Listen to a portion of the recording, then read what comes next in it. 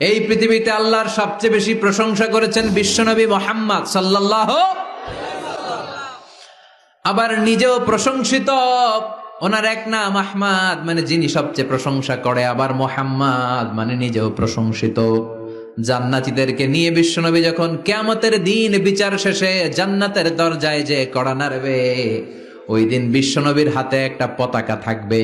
ওই পতাকার মধ্যে ওই শব্দটা লেখা, সূরাতুল ফাতিহার প্রথম শব্দ যেটা। সূরাতুল ফাতিহার প্রথম শব্দ কি?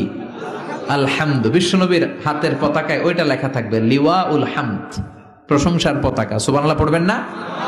তার মানে আমরা এই সিদ্ধান্তে উপনীত হলাম যে সব সময় প্রশংসা করতে হবে একজনের। তিনি কে? আল্লাহ বললেন আলহামদু, আলহামদু লিল্লাহ। সব প্রশংসার মালিক হলেন আল্লাহ। কি সুন্দর নাম তার, কি মজার নাম। আলিফ লাম লাম হা, আলিফ লাম। সবাই বলেন আলিফ লাম লাম হা।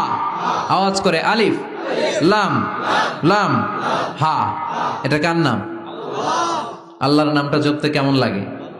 হৃদয় থেকে এই গভীর রাতে আল্লাহর একটা ডাক দেন তো, বলেন আল্লাহ। প্রাণটা জুড়িয়ে আবারও আল্লাহরে ডাকেন, বলেন ইয়া আল্লাহ। নামটা মজা লাগে না? আল্লাহ বলেন হুয়াল আউয়াল ওয়াল আখির ওয়াল যাহির ওয়াল বাতিন। তিনি প্রথম, তিনি শেষ, তিনি প্রকাশ্য, তিনি গোপন। সুবহানাল্লাহ। তার মানে প্রথমে কে, শেষে কে? প্রথমে আল্লাহ আল্লাহ, শেষেও আল্লাহ আল্লাহ, আকাশে আল্লাহ আল্লাহ, জমিনে আল্লাহ আল্লাহ। সবাই পড়েন, প্রথমে আল্লাহ আল্লাহ, শেষেও আল্লাহ আল্লাহ, আকাশে আল্লাহ আল্লাহ, জমিনে আল্লাহ আল্লাহ। নিখিল জাহান গায় গুণগান তার নামে গায়, আমরাও গাহি তাআলা হামদে বারি তাআলা, হামদে বারি তাআলা, হামদে বারি তাআলা।